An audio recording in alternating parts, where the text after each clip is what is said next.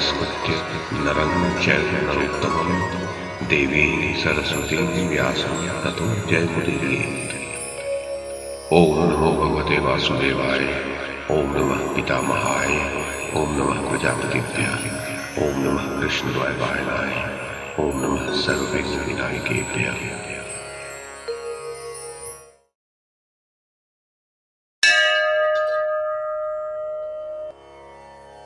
वैशंपायन जी कहते हैं, जन्मेजय, धर्मराज युधिष्ठिर की बात सुनकर द्रौपदी ने कहा, धर्मराज, इस जगत में धर्माचरण, दया भाव, क्षमा, सरलता के व्यवहार से तथा लोक निंदा के भय से राज्य लक्ष्मी नहीं मिलती। ये बात प्रत्यक्ष है कि आप में तथा आपके महाबली भाइयों में प्रजा पालन करने योग्य सभी गुण हैं। आप लोग दुख भोगने योग्य नहीं हैं, फिर भी आपको यह कष्ट सहना पड़ रहा है। आपके भाई राज्य के समय तो धर्म पर प्रेम रखते ही थे, इस दीनहीन दशा में भी धर्म से बढ़कर और किसी से भी प्रेम नहीं करते। ये धर्म को अपने प्राणों से भी श्रेष्ठ मानते हैं।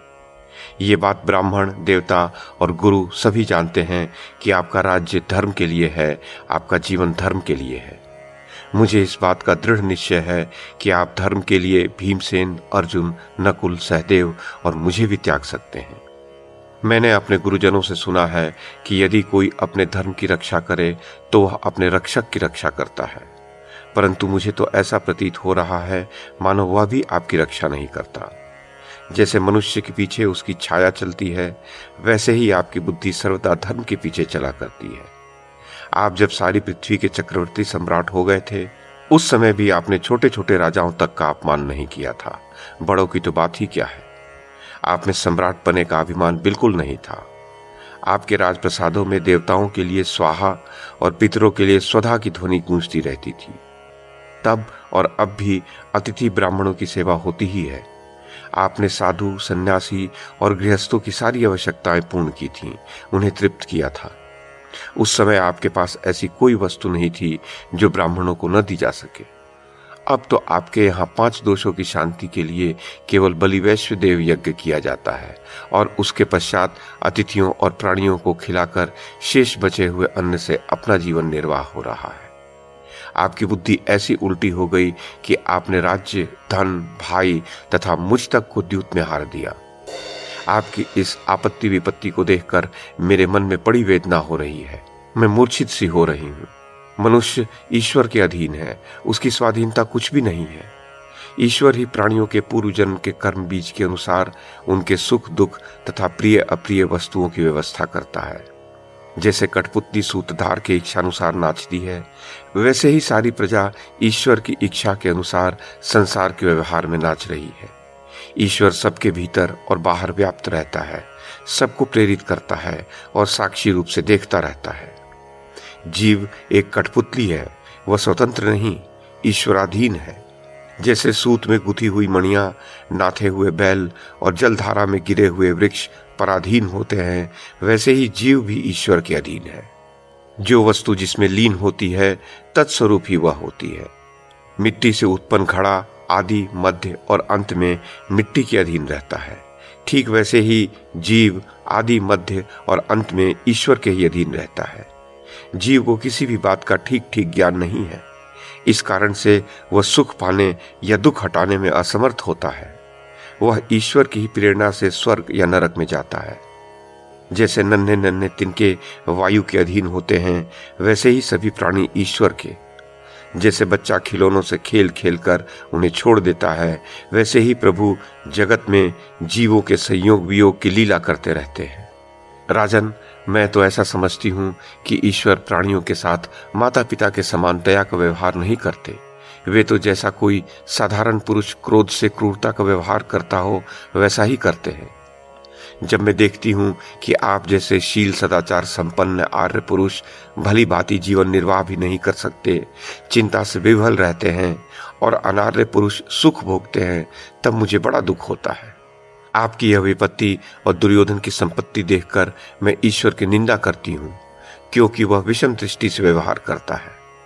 यदि कर्म का फल कर्ता को मिलता है, दूसरे को नहीं, तो यह विषम दृष्टि करने का फल अवश्य ही ईश्वर को मिलेगा।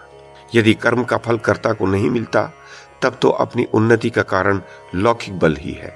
मुझे निर्बल पुरुषों के लिए बड़ा शोक हो रहा है।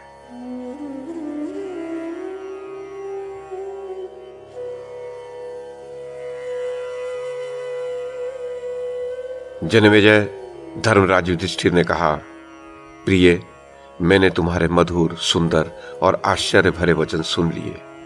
तुम इस समय नास्तिकता की बात कर रही हो। प्रिय, मैं कर्म का फल पाने के लिए कर्म नहीं करता।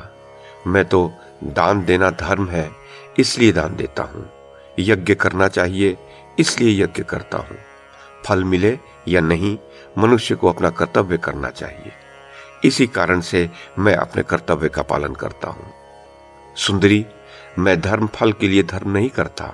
धर्म पालन का कारण यह है कि वेदों की ऐसी आज्ञा है और संत पुरुषों ने उसका पालन किया है। मैंने स्वभाव से ही अपने मन को धर्म में लगा दिया है।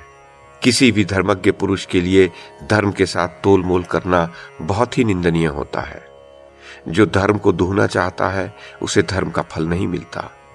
जो धर्म करके नास्तिकतावश उस पर शंका करता है वह पापी है।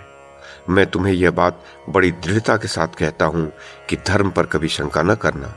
धर्म पर शंका करने वाले की अधोगति होती है। जो दुर्बल हृदय पुरुष धर्म और ऋषियों के वचनों पर शंका करता है वह मोक्ष से दूर हो जाता है। वेद पाठी, धर्मात्मा और कुलीन पुरुष को ही वृद्ध कहा जाता है।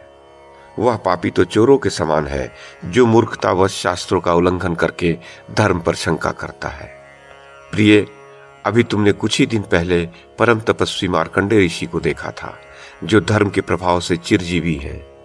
व्यास, वशिष्ठ, मैत्रेय, नारद, लोमश, शुक्र आदि सभी ऋषि धर्म पालन से ही ज्ञान संपन्न हुए हैं। यह बात तुम्हारे सामने है कि वे लोग दिव्य योग से युक्त हैं, शाप वरदान दे सकते हैं और देवताओं से भी बड़े हैं। उन लोगों ने अपनी अद्भुत शक्ति से वेद और धर्म का साक्षात्कार किया है। वे लोग धर्म की ही महिमा का वर्णन करते हैं। रानी, तुम अपने मूढ़ मन से ईश्वर और धर्म पर आक्षेप मत करो और न कोई शंका ही करो। धर्म पर शंका करने वाला स्वयं मूर्ख होता है और बड़े बड़े विचारशील एवं स्थित प्रज्ञों को पागल मानता है। वह बड़े बड़े महापुरुषों की बात और प्रामाणिकता स्वीकार न करने के कारण असहाय होता है। वह घमंडी अपने हाथों अपने कल्याण का तिरस्कार करता है और केवल उन लौकिक वस्तुओं को ही सत्य मानता है जिनसे इंद्रियों को ही सुख मिलता है।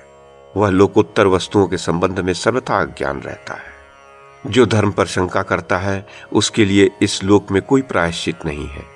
वह मूर्ख चाहने पर भी लौकिक और पारलौकिक उन्नति नहीं कर सकता। वह प्रमाण से मुंह मोड़कर वेद और शास्त्रों की निंदा करने लगता है, काम पूर्ति और लोभ के मार्ग पर चलने लगता है। इसके फलस्वरूप उसे नरक की प्राप्ति होती है। जो दृढ़ निश्चय से निशंक होकर धर्म का ही पालन करता है उसे अनंत सुख की प्राप्ति होती है। जो ऋषियों की बात नहीं मानता, धर्म का पालन नहीं करता, शास्त्रों का उल्लंघन करता है, वह एक जन्म तो क्या अनेक जन्मों में भी शांति नहीं प्राप्त कर सकता। सर्वज्ञ और सर्वदर्शी ऋषियों ने सनातन धर्म का वर्णन और सत्पुरुषों ने उसका आचरण किया है। उसमें भला शंका करने का अवसर ही कहाँ है। जैसे समुद्र पार जाने के लिए इच्छुक व्यापारी के लिए समुद्री पोत ही एकमात्र आश्रय होता है, वैसे ही पारलौकिक सुख प्राप्ति के इच्छुकों के लिए एकमात्र धर्म ही समुद्री पोत होता है। सुंदरी, यदि धर्मात्माओं के द्वारा किया हुआ धर्म पालन निष्फल हो जाए तो यह सारा जगत अज्ञान के घोर अंधकार में डूब जाए।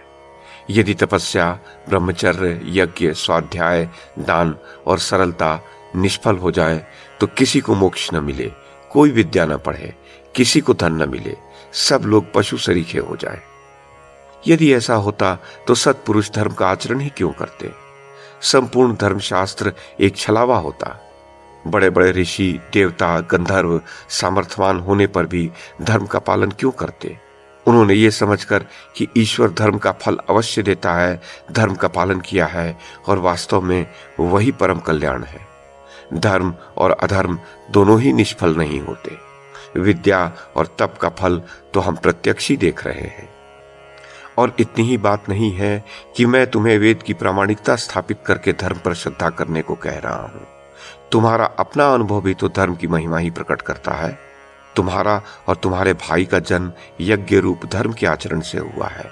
यह बात क्या तुम्हें पता नहीं? तुम्हारे जन्म का वृत्तांत ही इस बात को सिद्ध करने के लिए पर्याप्त है कि धर्म का फल अवश्य मिलता है। धर्मात्मा पुरुष संतोषी होते हैं, परंतु बुद्धिहीन पुरुष बहुत फल मिलने पर भी संतुष्ट नहीं होते। पाप और पुण्य के फल का उदय, कर्मोत्पत्ति का हेतु, सबका कारण अविद्या और उसका नाश करने वाली विद्या, इन सब बातों को देवताओं ने गुप्त रखा है। साधारण मनुष्य इन बातों को कुछ भी नहीं समझ सकते। जो तत्ववेत्ता इनका रहस्य समझ जाते हैं, वे फल के लिए कर्मानुष्ठान नहीं करते, अपितु ज्ञान में स्थित होकर कर्म करते रहते हैं। वास्तव में तो यह विषय देवताओं के लिए भी गोपनीय है, तथापि विरक्त, मितभोजी, जितेंद्रिय एवं तपस्वी योगी शुद्ध चित्त से ध्यान करके पूर्वोक्त कर्मों का स्वरूप जान लेते हैं। धर्माचरण करने पर भी यदि उसका फल न मिले तब भी धर्म पर संदेह नहीं करना चाहिए, और भी उद्योग करके यज्ञ करना चाहिए, ईर्ष्या का त्याग करके दान करना चाहिए। इस बात के साक्षी महर्षि काश्यप है कि ब्रह्मा जी ने सृष्टि के प्रारंभ में अपने पुत्रों से यह कहा था, कर्म का फल अवश्य मिलता है और धर्म सनातन है। प्रिय, धर्म के संबंध में तुम्हारा संदेह कोहरे के समान नष्ट हो जाए। सब कुछ ठीक है ऐसा निश्चय करके तुम नास्तिकता का त्याग कर दो और धर्म पर, ईश्वर पर आक्षेप न करो। इसको जानो और उन्हें नमस्कार करो। तुम्हारे मन में ऐसी बात कभी नहीं आए। जिनकी कृपा से भक्त पुरुष मृत्युशील से अमर हो जाते हैं, उन सर्वश्रेष्ठ परमात्मा का कभी तिरस्कार नहीं करना चाहिए। जन्मेजय, तब द्रौपदी ने कहा, धर्मराज, मैं धर्म अथवा ईश्वर की अवमानना और तिरस्कार कभी नहीं करती। मैं इस समय विपत्ति की मारी हूं, इस कारण से ऐसा प्रलाप कर रही हूं, और मैं अभी इस संबंध में और भी विलाप करूंगी। जानकार मनुष्य को कर्म अवश्य करना चाहिए, क्योंकि बिना कर्म किए केवल जड़ पदार्थ ही जी सकते हैं, चेतन प्राणी नहीं। पूर्व जन्म के कर्मों की बात तो तनिक सा विचार करते ही सिद्ध हो जाती है, क्योंकि गाय का बछड़ा जन्मते ही दूध के लिए थन पीने लगता है और धूप लगने पर छाये में जा बैठता है। अवश्य इस क्रिया में पूर्व जन्म के संस्कार काम करते रहते हैं। सब प्राणी अपनी उन्नति समझते हैं और प्रत्यक्ष रूप से अपने कर्मों का फल भोग रहे हैं। अतः आप कर्म कीजिए, उससे उकताइए मत। आप कर्म के कवच से सुरक्षित होकर सुखी होइए। सहस्रों मनुष्यों में से कोई भी एक कर्म करने की विधि ठीक ठीक जानता है या नहीं, इसमें संदेह है। यदि हिमालय जैसा पहाड़ भी प्रतिदिन खाया जाए और उसमें वृद्धि न हो तो थोड़े ही दिनों में वो क्षीण हो जाता है। इस कारण धन की रक्षा और वृद्धि करने के लिए कर्म करने की बड़ी आवश्यकता है। प्रजा यदि कर्म न करे तो उजड़ जाए, यदि उसका कर्म निष्फल हो जाए तो उसकी उन्नति रुक जाए। यदि कर्म को निष्फल माना जाए तो भी कर्म तो करना ही पड़ेगा, क्योंकि कर्म किए बिना किसी प्रकार जीविका नहीं चल सकती। जो भाग्य के ऊपर भरोसा करके हाथ पर हाथ धरे बैठे रहते हैं, हठवादी हैं, स्वयं ही वस्तुओं की प्राप्ति मानते हैं, वे पूर्व जन्म के कर्मों को स्वीकार नहीं करते। उन्हें मूर्ख समझना चाहिए। जो कर्म न करके आलस्य में जीवन व्यतीत करता है, वह पानी में पड़े कच्चे घड़े की भांति गल जाता है। जो काम करने की शक्ति रहते हुए भी उससे हठवश अलग रहते हैं, वे चिरकाल तक जीवन धारण भी नहीं कर सकते।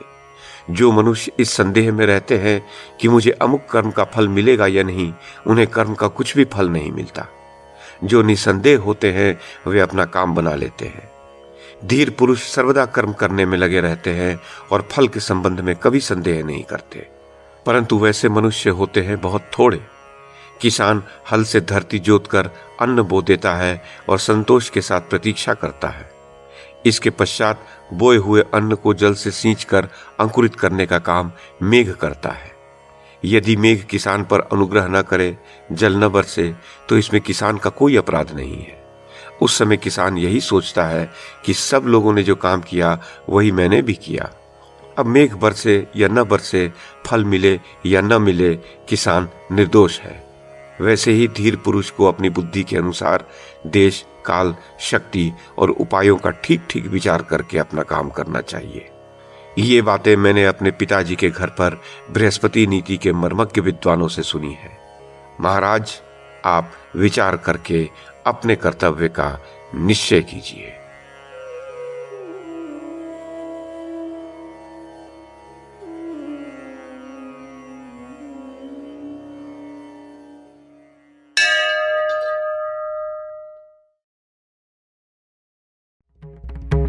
YouTube के माध्यम से महाभारत की कथा को एक श्रृंखला के रूप में प्रस्तुत करने का हमारा ये प्रयास यदि आपको सराहनीय लगा हो तो कृपया इस कड़ी को लाइक और शेयर करें, चैनल को सब्सक्राइब करें और बेल आइकन को दबाएं। साथ में अन्य लोगों को भी देखने के लिए प्रेरित करें।